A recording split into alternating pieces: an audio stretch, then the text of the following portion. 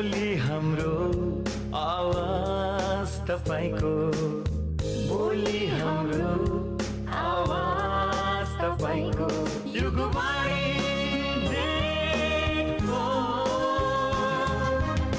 तथ्य शीघ्र समाचार विश्लेषण विचार, युगवाणी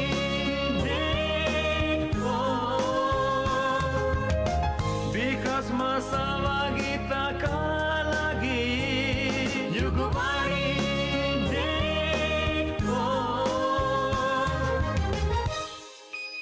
समुदायका लागि सञ्चार, युगवाणी नेटवर्क।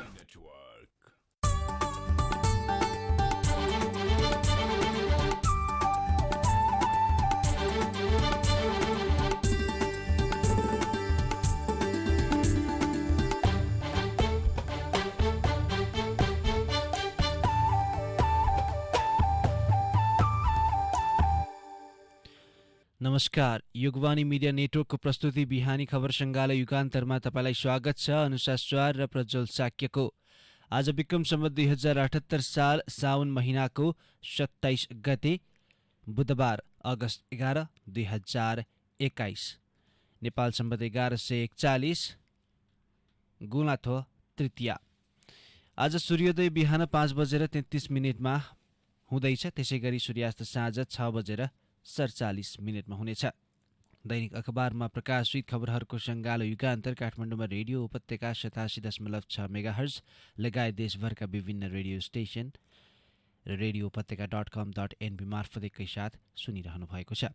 युगान्तरमा आज हामीसँग पुल स्थापना प्रक्रिया सुरु गर्न निर्देशन, वित्तीय अनुशासनमा विचलन, खाद्य गुणस्तरको नयाँ मापदण्ड, युएई जान नयाँ नियम, विमानस्थलबाट फर्किए 150 यात्रु, काङ्ग्रेसको 14औं महाधिवेशन समायोजन विवाद मिल्यो, न्याय छाडौँ बेपत्ता धामीको खोजीमा पनि भारतको असहयोग, संक्रमितले अस्पताल भरिभराउ र प्रिमियर लिग उपाधि दावेदारहरूको लेखा जोखा लगायत आजका अखबारमा प्रकाशित विभिन्न सामग्री छन्। ओ माय गॉड विनिता, तिम्रो घरमा त अल्ट्राटेक ब्रान्डको सामान मात्रै पो देख्छु। हो नि, हाम्रो घरमा त अल्ट्राटेक ब्रान्डका घरायसी सामानले भरिएको छ। बलियो र टिकाउका साथै भरपर्दो सेवाको लागि ढुक्क छु। त्यही त, kitchen chimney, cooking range, oven, fridge, induction चुलो, इन्फ्रारेड चुलो, स्ट्यान्ड फ्यान, वल फ्यान र आरो फिल्टर पनि रहेछ। यो आरो फिल्टरमा त तातो पानी र चिसो पानी पनि आउँछ। अनि तरकारी फलफुल पखाल्न डिटक्सिफायर पनि छ। म पनि आजै अल्ट्रा सोरुम जान्छु र सबै सामान लिएर आउँछु। कहाँ जाँदा उचित होला? अल्ट्राका घरायसी सामान देशैभर उपलब्ध छ। नजिकैको डिलर तथा डिस्ट्रिब्युटरमा जाने नि। For more details, visit www.ultragroup.com.np. Phone number 014117043, 4117143. World Trade Center, 2nd floor, Tripureshwar. For dealer and distributor, 9851 000505, Ultra Group.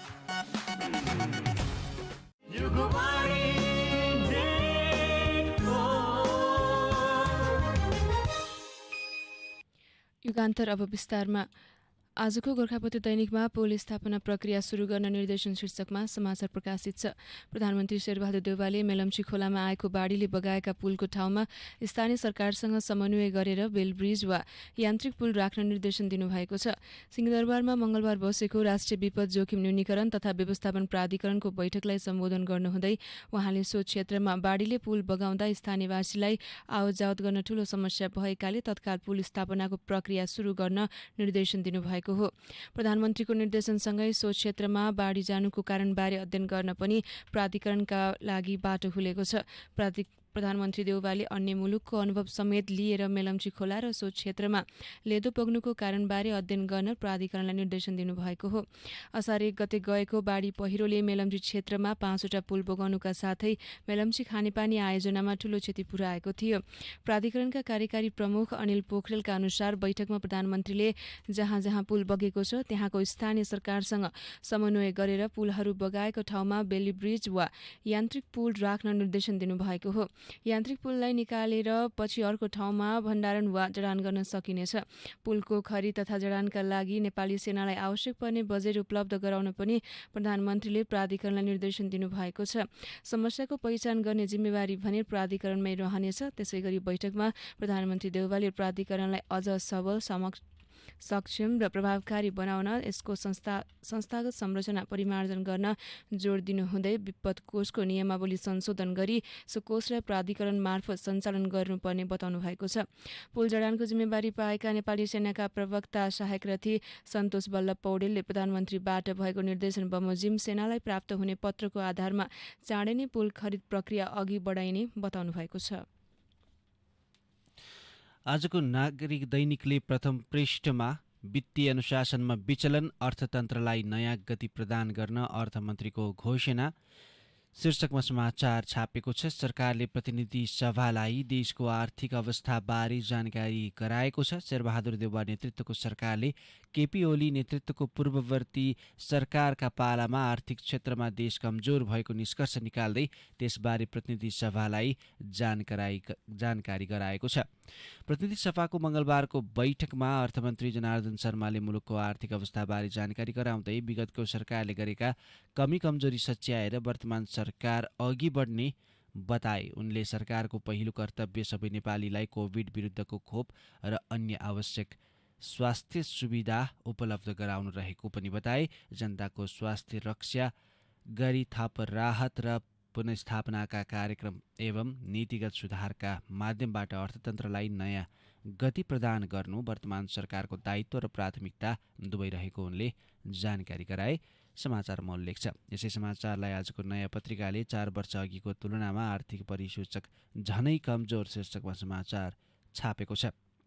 4 वर्ष अघिको तुलनामा आर्थिक परिसूचक झनै कमजोर भएको यथार्थ पत्रले देखाएको छ। अर्थमन्त्री जनार्दन शर्माले मङ्गलबार प्रतिनिधि सभाको बैठकमा पेश गरेको देशको वर्तमान आर्थिक अवस्थाको जानकारीमा अर्थतन्त्र प्रतिकूल परिस्थितिमा रहेको औल्याइएको हो।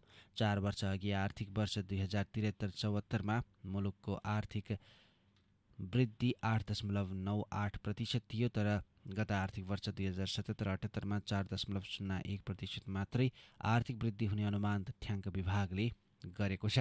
तर कोभिडको दोस्रो लहरका कारण यो प्रक्षेपण पूरा हुन नसक्ने अवस्था रहेको अर्थमन्त्री शर्माले बताए। नयाँ पत्रिकाले छापेको छ। यसै समाचारले गोर्खापत्र दैनिकले सञ्चित कोष घाटामा शीर्षकमा समाचार छापेको छ। त्यस्तै आजको गोर्खापत्र दैनिकमा खाद्य गुणस्तरको नयाँ मापदण्ड शीर्षकमा समाचार राखिएको छ। कानुन, न्याय र संसदीय मामिला मन्त्री ज्ञानेन्द्र बहादुर कार्कीले मानव स्वास्थ्य सुरक्षा र खाद्य स्वच्छताको गुणस्तरको नयाँ मापदण्ड निर्धारण गरिएको बताउनु भएको छ। त्यसका लागि छुट्टै नियमनकारी निकायको निर्माण गरिने उहाँको भनाइ छ। मङ्गलबार राष्ट्रिय सभाको बैठकमा खाद्य स्वच्छता तथा गुणस्तर विधेयक 2077 सभाबाट पारित गराउने सन्दर्भमा उहाँले विधेयकमा प्रदेश र स्थानीय तहले नियमन गर्ने व्यवस्था गरिएको बताउनु भएको छ। बैठकले स्ट्यान्डर्ड नाप र तौल 5औं संशोधन विधेयक 2076 पारित गरेको छ। प्रधानमन्त्री शेरबहादुर देउवाको तर्फबाट मन्त्री कार्कीले सार्वजनिक सेवा प्रसारण विधेयक सभामा पेश गर्नुभएको हो। त्यस्तै विधेयक व्यवस्थापन समितिका सभापति परशुराम मेघी गुरुङले रेलवे विधेयक 2076 सभामा पेश गर्नुभएको छ। बैठकको विशेष समयमा बोल्ने सांसदहरूले कोरोना महामारी नियन्त्रण, खोप व्यवस्थापन, बाढी पहिरो प्रभावित परिवारलाई राहतका विषयमा सरकारको ध्यानाकर्षण गराउनु भएको छ। सांसद तारादेवी भट्टले सरकारको न्यूनतम साझा कार्यक्रम नागरिकको जीवन रक्षा, सुशासन र शान्ति प्रक्रिया सम्बोधन गर्ने गरी आएको दावी गर्नुभएको छ। सांसद विमला घिमिरेले दार्चुलाको महाकाली नदीमा बेपत्ता भएका जयसिंह धामीको घटनामा सरकार उदासीन रहेको बताउनु भएको छ। त्यस्तै सांसद मायाप्रसाद शर्माले सर्वस्वीकार्य भूमि आयोग बनाएर सरकारले अव्यवस्थित बसोबास र सुकुम्बासी समस्या समाधान गर्नुपर्छ, तर सांसद खिमलाल भट्टराईले चाहिँ काङ्ग्रेसले भूमि आयोग गठन गर्न र सुकुम्बासी समस्या समाधान गर्न नसक्ने बताउनु भएको छ। आजको गोर्खापत्र दैनिकमा समाचार प्रकाशित छ। आजको नयाँ पत्रिकाले कुलमानको कमब्याक, प्रचण्डको प्रस्ताव, प्रधानमन्त्रीको सहमति, ऊर्जा मन्त्रीको सहयोग शीर्षकमा समाचार छापिएको छ। सरकारले अन्ततः कुलमान घिसिङलाई नेपाल विद्युत प्राधिकरणको कार्यकारी निर्देशकमा नियुक्त गरेको छ। मुलुकबाट लोड सेडिङ सदाका लागि अन्त्य गरेका घिसिङलाई सोमबार बसेको मन्त्री परिषद बैठकले पुनः विद्युत प्राधिकरणको प्रमुखमा नियुक्त गरेको हो। घिसिङले बुधबार नियुक्ति पत्र बुझेर पद बहाली गर्दैछन्। प्राधिकरणका निवर्तमान कार्यकारी निर्देशक हितेन्द्र देव शाक्यलाई विशिष्ट श्रेणीमा बढुवा गरी जल तथा ऊर्जा आयोगको सचिवालयमा पदस्थापना गर्ने निर्णय गरी मन्त्री परिषदले गरेको छ। उनलाई अहिले खाइपाई आएको सुविधामा नघट्ने गरी पूर्णकालीन रूपमा आयोगमा पदस्थापना गरिएको हो।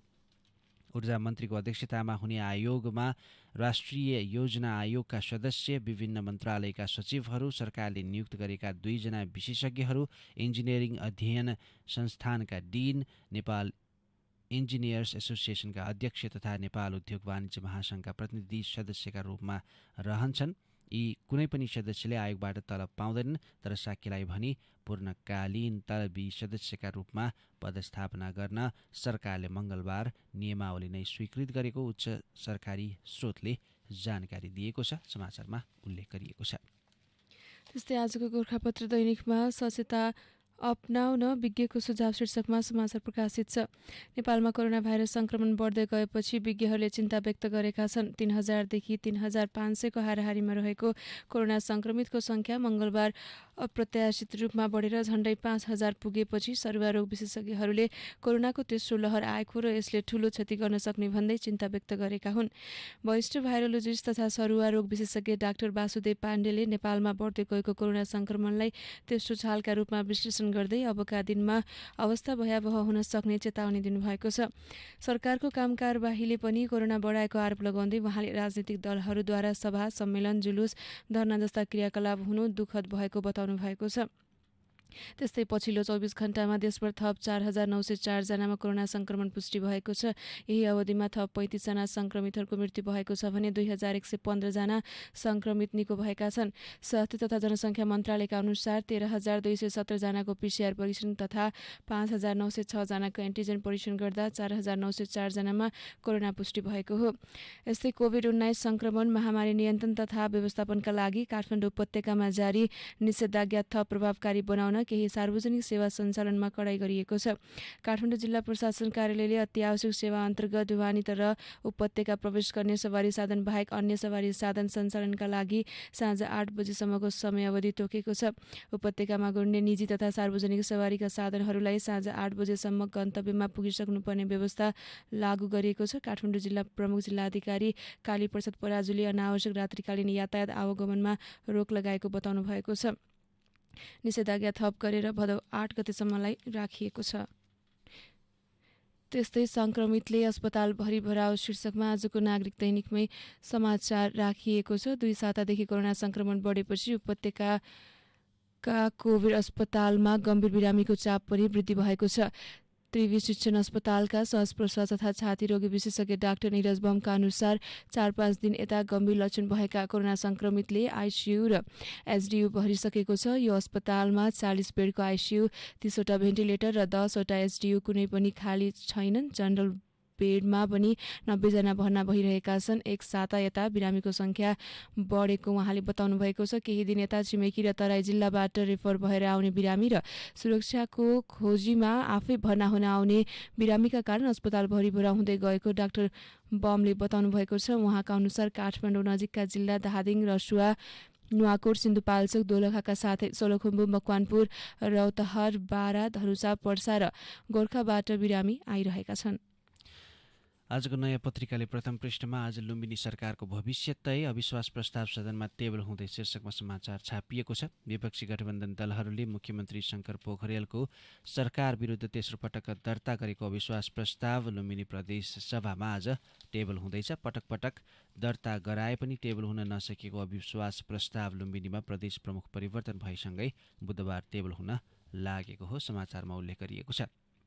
त्यस्तै प्रदेश सभा सचिव दुर्लभ कुमार पुनः मगरको भनाइ छापिएको छ। प्रदेश प्रमुखले आह्वान गरे अनुसार अधिवेशनको तयारी सकेका छौँ। कार्यसूची अन्तर्गत बैठकमा विपक्षी दलहरूले दर्ता गरेको अविश्वास प्रस्ताव टेबल हुनेछ र प्रक्रियामा अघि बढ्नेछ। त्यस्तै गरी माओवादीका प्रमुख सचेतक तुलाराम घरती मगरको भनाइ छापिएको छ। विश्वासको प्रस्ताव पारित हुनेमा गठबन्धन ढुक्क छ। त्यस्तै गरी सरकारका प्रवक्ता बैजनाथ चौधरीको भनाइ छापिएको छ। बुधबार बिहान पार्टी संसदीय दल र मन्त्री परिषदको बैठक बस्नेछ। उक्त बैठकले केही निर्णय गर्नेछ। अविश्वासको प्रस्तावलाई सरकारले कसरी फेस गर्ने भन्ने सम्बन्धमा पार्टी संसदीय दलको बैठकले निर्णय लिनेछ। अधिवेशन सुरु सुरु हुनुअघि मन्त्री परिषद बैठक बस्छ, त्यहाँ पनि छलफल हुनेछ। अन्य समाचार बाँकी नै छन्, युगान्तरमा केही छिन विश्राम। उज्यालो सबैलाई मन पर्छ। निरन्तर उज्यालोको लागि अल्ट्राटेक ब्रान्डका एलईडी लाइटहरू 85% भन्दा बढी बिजुली बचत, उच्च गुणस्तरीय तथा नयाँ प्रविधि युक्त 2 वर्षको वारेन्टी सहित अल्ट्राटेक ब्रान्डका बल्ब तथा प्यानल लाइटहरू सर्वत्र बजारमा उपलब्ध छन्। किफायती र भरपर्दो नाम तपाईँ हाम्रो UltraTech brand. For more details, visit www.ultragroup.com.np. Phone number 014117043, 014117143. World Trade Center, 2nd floor, Tripureshwar. For dealers and distributors, 9851 000505, 9851 000505. Ultra Group. Yugvani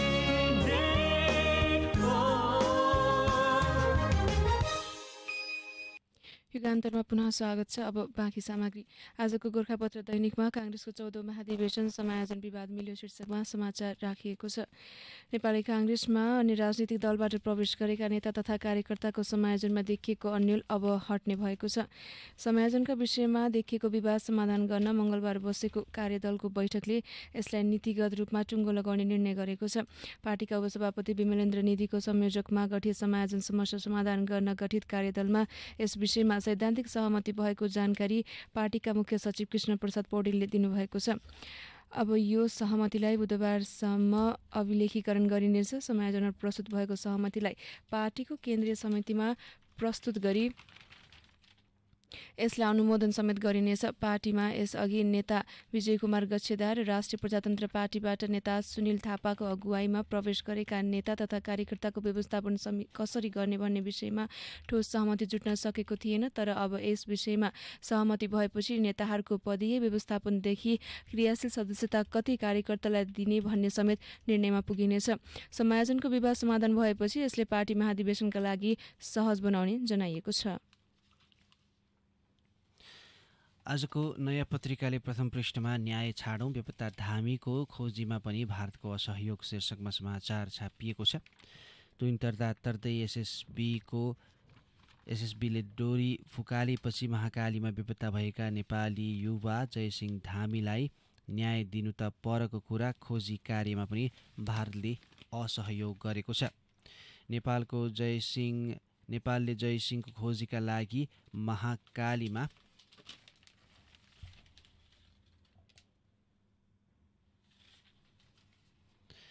drone उडाउन सहमति मागेको 4 दिन बित्दा पनि भारतले जवाफ फर्काएको छैन। जिल्ला प्रशासन कार्यालय दार्चुलाले गत शनिबार भारतको पिथौरागढ जिल्ला अधिकारीलाई पत्र पठाउँदै जयसिंहको खोजीका लागि महाकालीमा ड्रोन क्यामेरा उडाउन सहमति मागेको थियो। ट्विन चलाइएको ब्यास गाउँपालिका 2 मालघाटदेखि सदरमुकाम खलङ्गासम्मको नदी क्षेत्रमाथि ड्रोन उडाउन खोजी गर्ने योजना थियो। तर मङ्गलबारसम्म पनि भारतीय प्रशासनबाट जवाफ नआएको दार्चुलाका सहायक सिडिओ ज्योत्सना भट्ट जोशीले बताउनु भएको छ, समाचारमा उल्लेख गरिएको छ। यसैमा हामी न्यायको प्रतीक्षामा छौँ शीर्षकमा बेपत्ता जयसिंहका भाइ नरेन्द्र सिंह धामीको भनाइ छापिएको छ। सीमा क्षेत्रमा बसोबास गर्नेहरूबीच वारिपारी रोटीबेटीको सम्बन्ध छ, तर 15 साउनको घटनापछि हामी मालगाउँवासीले वारिपारी समेत गर्न पाएका छैनौँ। सबै क्षेत्रमा लगाइएका ट्विन काटिएकाले समग्र ब्यास गाउँपालिकावासीलाई नै कठिनाई भइरहेको छ। यसैमा ज्योत्सना भट्ट जोशी निमित्त सिडिओ दार्चुलाको भनाइ छापिएको छ। अब महाकाली किनारको नेपाली भूमिमाथि ड्रोन उडाएर खोजी गर्छौँ। त्यस्तै 12 दिन बित्दा समेत भएन कूटनीतिक पहल, गृहको रिपोर्ट पर्खँदै परराष्ट्र मन्त्रालय शीर्षकमा यसैभित्र समाचार राखिएको छ। दार्चुला घटनामा पीडितलाई न्याय दिलाउन सरकारले भारतसँग कूटनीतिक पहल पनि गरेको छैन। परराष्ट्र मन्त्रालय सरकारले गठन गरेको अनुसन्धान समितिको प्रतिवेदन कोरेर बसेको छ। प्रतिवेदनमा एसएसबीको संलग्नता किटान भएमा मात्रै भारतलाई कूटनीतिक नोट पठाउने परराष्ट्रको योजना छ, समाचारमा उल्लेख गरिएको छ। त्यस्तै आजको गोर्खापत्र दैनिकमा 3 नम्बर सीमा स्तम्भमा पुग्यो सुरक्षा गस्ती शीर्षकमा समाचार राखिएको छ। हुम्लाङको नामखा गाउँपालिका 5 को चिमला भन्ज्याङमा रहेको नेपाल र चीनको सीमा स्तम्भ नम्बर 3 मा पहिलो पटक नेपाली सुरक्षा गस्ती पुगेको छ। सशस्त्र प्रहरी बल 44 नम्बर गुल्मका प्रमुख सशस्त्र प्रहरी नायब उपरीक्षक गेहेन्द्र भण्डारी नेतृत्वको टोली उक्त सीमा स्तम्भमा पुग्न सफल भएको हो। स्थापना भएदेखि जिल्लाबाट हालसम्म सरकारी स्तम्भमा उक्त सीमा स्तम्भको अनुगमन भएको थिएन। डीएसपी भण्डारीको नेतृत्वमा 11 जना सशस्त्र प्रहरीका सुरक्षाकर्मी सीमा स्तम्भ अनुगमन गरी फर्किएको छ। नेपाल र चीन बीचको 3 नम्बर सीमा स्तम्भ सुरक्षित रूपमा रहेको उहाँले बताउनु भएको छ। आजको नागरिक दैनिकले प्रथम पृष्ठमा युएई जान नयाँ नियम, विमानस्थलबाट फर्किए 150 यात्रु शीर्षकमा समाचार छापिएको छ।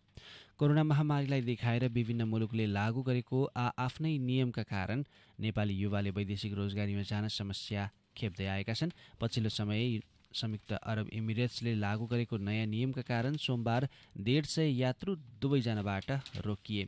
युएई सरकारले जहाजको बोर्डिङ पास लिनुभन्दा अघि विमानस्थलमा नै एन्टिजेन परीक्षण गरेकालाई मात्र आफ्नो मुलुकमा आउन दिए नियम लागू गरेको छ। नेपालमा अहिलेसम्म त्रिभुवन अन्तर्राष्ट्रिय विमानस्थलमा एन्टिजेन परीक्षणको सुविधा नभएकाले दुवै जान लागेका 150 यात्रु रोकिएका हुन्। यी यात्रुमध्ये 90% भन्दा धेरै रोजगारीका लागि दुवै जाने युवा थिए, समाचारमा उल्लेख गरिएको छ। त्यस्तै आजको गोर्खापत्र दैनिकको भित्री पृष्ठमा खोप कार्ड वितरणमा ढिलाइ, विदेश जाने सेवाग्राहीको बिचल्ली शीर्षकमा समाचार राखिएको छ। वैदेशिक रोजगारीमा जाने श्रमिकले क्युआर कोडका लागि 5 दिनसम्म धाउँदा पनि कोड जारी नभएको गुनासो गरेका छन्, समाचारमा उल्लेख छ। त्यसै गरी विचाराधीन विधेयक अगाडि बढाउन माग शीर्षकमा अर्को समाचार राखिएको छ। एमसीसी सम्झौता र एपीजी प्रतिवेदन र लिपि अधुरा सहितको नेपाली भूभाग फिर्ताबारे सरकार मौन रहेको आरोप रहेको समाचारमा उल्लेख छ। त्यस्तै स्थानीय तहमा 50,000 कर्मचारी अपुग शीर्षकमा अर्को समाचार राखिएको छ। त्यस्तै संक्रमण बढ्यो, निषेधाज्ञामा कडाई गरिने। त्यसै गरी बागमतीमा महिला मैत्री बजेट शीर्षकमा अर्को समाचार आजको गोर्खापत्र दैनिकको भित्री पृष्ठमा राखिएको छ। त्यसै गरी 30 घर परिवार पहिरोको जोखिममा शीर्षकमा अर्को समाचार राखिएको छ। जमिन धासिएपछि रामेछाप जिल्लाको मन्थली नगरपालिका वडा नम्बर 4 सालु गैराथोकका 30 घर परिवार जोखिममा परेका छन्। सडक किनाराबाट जमिन बगेर पहिरो गएपछि सिङ्गो गाउँ नै जोखिममा परेको हो।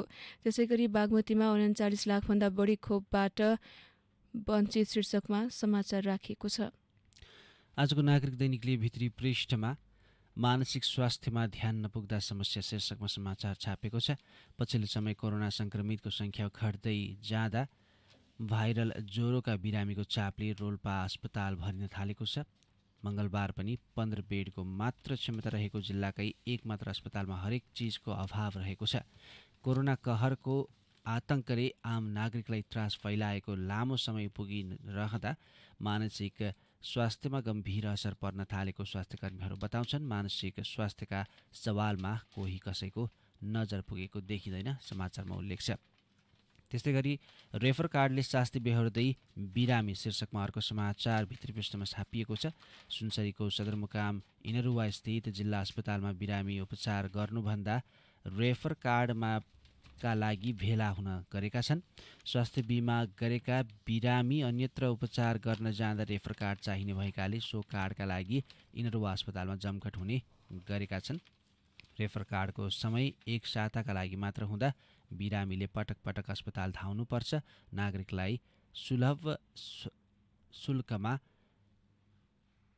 स्वास्थ्य उपचार प्रदान गर्ने उद्देश्यका साथ सञ्चालन गरेको स्वास्थ्य बिमा कार्यक्रममा उल्टै बिमितले शास्ति भोग्नु परेको छ, समाचारमा उल्लेख गरिएको छ। त्यसै गरी अर्को समाचार सल्टियो नवदुर्गा द्योछे नकी विवाद शीर्षकमा समाचार छापिएको छ। भक्तपुरको ऐतिहासिक नवदुर्गा द्योछे देवता घरका नकी महिला नायिके को बन्ने भन्ने विषयको विवाद सल्टिएको छ। भक्तपुर नगरपालिकाका जनप्रतिनिधि, पूर्व जनप्रतिनिधि, नवदुर्गा जात्रा व्यवस्थापन समितिका पदाधिकारी, वनमाला समाज सेवा समितिका पदाधिकारी, देवगन तथा सरोकारवालाको मङ्गलबार बसेको संयुक्त बैठकले समस्या सल्टाएको हो। बैठकले औपचारिक निर्णय समेत गरी भविष्यमा पनि समस्या नआओस् भनी दीर्घकालीन निर्णय समेत गरेको जनाएको छ, समाचारमा उल्लेख छ। त्यस्तै गरी आजको नागरिक दैनिकको भित्री पृष्ठमै सभामुखको ध्यानाकर्षण शीर्षकमा अर्को समाचार छापिएको छ। सभामुख अग्निप्रसाद सापकोटाले दार्चुलाका जयसिंह धामीको तोइन काटेर महाकाली नदीमा बेपत्ता भएको घटनाप्रति आफ्नो ध्यानाकर्षण भएको बताउनु भएको छ, समाचारमा उल्लेख छ। त्यसै गरी ओली आरोप आक्रोश र अपेक्षा शीर्षकमा अर्को समाचार भित्री पृष्ठमै छापिएको छ। प्रतिनिधि सभा दोस्रो पटक पुनः स्थापित भएपछि प्रमुख प्रतिपक्षी बनेको नेकपा एमालेका अध्यक्ष केपी शर्मा ओलीले गठबन्धन सरकारले ल्याएको न्यूनतम साझा कार्यक्रममा प्रश्न उठाएका छन्। प्रतिनिधि सभाको मङ्गलबारको बैठकमा आफ्नो धारणा राख्दै निवर्तमान प्रधानमन्त्री ओलीले देउवा सरकारको न्यूनतम साझा कार्यक्रमप्रति आक्रोश पोख्दै चेतावनी समेत दिएका छन्, समाचारमा उल्लेख गरिएको छ। अब विदेशको खबर। ग्रिसको इभिया टापुको जङ्गलमा लागेको भीषण डढेलो नियन्त्रण गर्न अग्नि नियन्त्रक दिनरात सक्रिय रूपमा लागेका छन्। इभिया टापुमा एक सातादेखि भीषण आगलागी भइरहेको छ। डढेलोका कारण हजारौँ स्थानीयवासी नराम्रोसँग प्रभावित भएका छन्। ग्रिसको सरकारी टेलिभिजन टिभी अर्टले प्रसारण गरेका दृश्य निकै भयानक देखिएका छन्। ती दृश्यमा अग्नि नियन्त्रक र स्वयंसेवी स्टेना सहर नजिकैको एउटा ठूलो रुखको आड लिएर निरन्तर आगो निभाउने कार्यमा खटिएको देखाइएको छ, ताकि त्यस ठाउँबाट डढेलो गाउँतिर फैलन नपाओस्। त्यो रुखको नजिकै एउटा विशाल ज्वाला देखिएको छ। डढेलो नियन्त्रण अघि बढेको भन्दै स्थानीय अधिकारीले अफगारिया गाउँका बासिन्दालाई अन्यत्र जान आग्रह गरेको छ, तर धेरैजसो स्थानीयवासी अटेर गरी आफ्नै घरमा बस्न जिद्दी गरिरहेको एक स्थानीय अधिकारीले बताएका छन्। मध्य ग्रिसका गभर्नर फानिस स्पोनोसले धेरैजसो गाउँवासी अन्यत्र स्थानान्तरण हुन इच्छुक भए पनि केहीले आगो निभाउने कार्यमा सेवा गरिरहेको बताउनु भएको छ। त्यस्तै पाकिस्तानका विदेश मन्त्रीले अफगानिस्तानबाट अमेरिका गैर जिम्मेवारी रूपमा निस्किएको बताउनु भएको छ। पाकिस्तानका विदेश मन्त्री शाह मोहम्मद कुरेशीले अफगानिस्तानबाट अमेरिकाले आफ्ना सेना गैर जिम्मेवारी रूपमा बाहिर निकालेकाले अहिलेको अवस्था आएको बताउनु भएको छ। अमेरिका र नेटो सेना अफगानिस्तानबाट निस्किएपछि त्यहाँको अवस्था अराजक बन्दै गएको उहाँले बताउनु भएको छ। विदेश मन्त्री कुरेशीले अमेरिकाले आफ्नो र नेटो सेनालाई बिना कुनै तयारी गैर जिम्मेवारी रूपमा निकालेकाले त्यहाँ तालिबान विद्रोहीहरूले अराजकता मचाउन थालेको बताउनु भएको छ। अब खेल समाचार। बार्सिलोनाका पूर्व स्टार स्ट्राइकर लियोनल मेसी फ्रान्सको शीर्ष division league club Paris Saint Germain पिएसजीमा 2 वर्षका लागि जोडिएका छन्। बार्सिलोनाबाट बिदा भएका अर्जेन्टिनाका कप्तान लियोनल मेसी पिएसजीमा अनुबन्ध हुने पक्का भएको हो। त्यस्तै गरी विश्वको सबैभन्दा चर्चित र स्तरीय फुटबल प्रतियोगिता इङ्ग्लिस प्रिमियर लिग शुक्रबार सुरु हुँदैछ। यस सत्रको उद्घाटन खेल आर्सेनल र वेस्टफोर्ड बीच हुनेछ। यसपालि पनि गत विजेता Manchester city, Manchester United, Chelsea र लिभरपुल बीच नै उपाधि भिडन्त हुने अनुमान गरिएको छ। अब आजको अखबारमा प्रकाशित सम्पादकीय र विचार। आजको गोर्खापत्र दैनिकमा कोरोना विरुद्धको खोप उत्पादन शीर्षकमा सम्पादकीय प्रकाशित छ। त्यस्तै सङ्घीयतामा वित्तीय उत्तरदायित्व शीर्षकमा डाक्टर दामोदर रेग्मीको लेख प्रकाशित छ। स्रोतको प्राप्ति, स्रोतको वितरण, उपयोग, परीक्षण, सहभागिता, पारदर्शिता, उत्तरदायित्व, समग्र वित्तीय अनुशासन जस्ता पक्षको उपस्थितिले सुशासन अभिवृद्धिमा थप ऊर्जा प्रदान गर्छ। वित्तीय सङ्घीयताले पनि यसै मूल आदर्शलाई बोकेका हुन्छ, लेखमा उल्लेख छ। त्यस्तै रेलवे सम्झौता परिमार्जनका सुखद पक्ष शीर्षकमा शङ्करमान सिंहको लेख आजको गोर्खापत्र दैनिकमा प्रकाशित छ। आजको नागरिक दैनिकले म्यान पावरका मनपरी शीर्षकमा सम्पादकीय छापेको छ। खासमा ठगिने व्यक्ति यस्तो पृष्ठभूमिबाट आउँछन् जसका निम्ति यहाँ बोलिदिने कोही हुँदैनन्। यसरी ठगिएका कैयन व्यक्ति कुनै कारबाही भएको परिणाम पर्खेर बस्ने स्थितिमा हुँदैनन्, सम्पादकीयमा उल्लेख छ। त्यसै गरी कोभिड-19 को राजनीतिक पाठ शीर्षकमा लुइगी जिङ्गाले यसको लेख छापिएको छ। 100 वर्षमा जनावरबाट अनेकौं भाइरसका नयाँ प्रजाति मानिसमा सरेका छन्, तर SARS-CoV-2 जस्तो घातक अन्य कुनै भाइरस प्रजाति देखिएको छैन, लेखमा भनिएको छ। अब आजको सुविचार। घर चिन्न घर छाड्यौँ तर घर नबिर्सौँ, महाकवि लक्ष्मीप्रसाद देवकोटा। यिनै सामग्रीसँगै हामी युगवाणी मिडिया नेटवर्कको प्रस्तुति बिहानी खबर सङ्गालो युगान्तरको अन्त्यमा आइपुगेका छौँ। युगान्तरमा आज हामीले पुल स्थापना प्रक्रिया सुरु गर्न निर्देशन, वित्तीय अनुशासनमा विचलन, काङ्ग्रेसको 14औं महाधिवेशन समायोजन विवाद मिल्यो, न्याय छडौँ, बेपत्ता धामीको खोजीमा पनि भारतको असहयोग, खाद्य गुणस्तरको नयाँ मापदण्ड, संक्रमितले अस्पताल भरि भराउ र प्रिमियर लिग उपाधि दावेदारहरूको लेखाजोख लगायत आजका अखबारमा प्रकाशित विभिन्न सामग्री सुनायौं। दैनिक अखबारमा प्रकाशित खबरहरू समेटिएको कार्यक्रम युगान्तर आजलाई यति नै। भोलि बिहान 5:30 बजे तपाईँ हाम्रो भेट हुने नै छ। अहिलेका लागि अनुसार स्वार र प्रज्वल साक्य बिदा हुन्छौँ। यसपछि CIN को प्रसारण साझा खबर सुन्न सक्नुहुनेछ। हामीलाई सुन्दै रहनुहोला। तपाईँको दिन शुभ रहोस्। नमस्कार।